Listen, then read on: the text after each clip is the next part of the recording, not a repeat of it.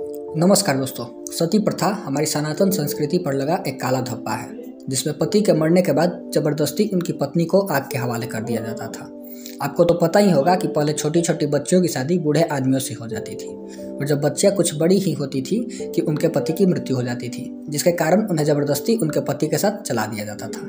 लेकिन क्या आप जानते हैं कि सती प्रथा हमारे सनातन संस्कृति का प्रथा है ही नहीं। इसकी चर्चा ना ही किसी वेद में ना ही किसी पुराण में है। अगर आपको भरोसा नहीं है तो एक उदाहरण के द्वारा मैं आप लोगों को इसे समझाना चाहूँगा। रामायण काल में जब श्री राम के पिता दशरथ की मृत्यु होती है तो दशरथ के तीनों पत्नियों में से कोई पत्नी सती नहीं बनती है। फिर आ जाते हैं महाभारत काल में, यहाँ भी कई उदाहरण हैं। अब आप सोच रहे होंगे कि ये आया कहाँ से, ऐसे ही तो नाम नहीं जुड़ गया। तो दोस्तों चलिए इस विषय को विस्तार से समझते हैं।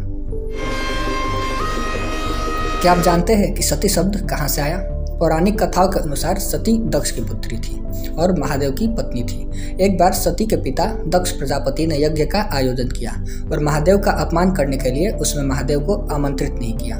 सती का इस यज्ञ में जाने की इच्छा थी, जिसके लिए महादेव ने मना किया, पर सती यज्ञ में जाने से अपने आप को रोक नहीं पाई।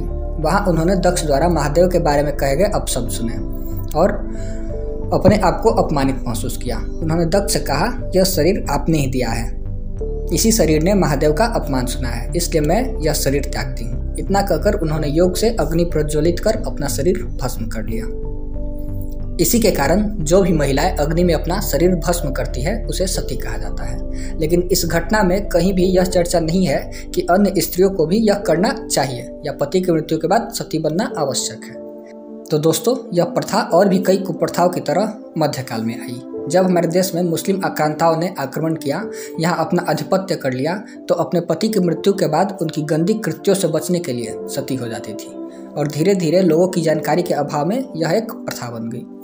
यह बहुत बड़ी कुप्रथा थी, लेकिन मैं आपको बताना चाहूँगा कि यह हमारी सनातन संस्कृति से जुड़ी हुई नहीं है। जिस संस्कृति में यत्र नार्यस्तु पूज्यन्ते रमन्ते तत्र देवता जैसी बातें होती है, जिसका मतलब होता है जहाँ नारियों की पूजा होती है वहाँ देवता निवास करते हैं, क्या वहाँ सती प्रथा जैसी चीज़ें होती होंगी?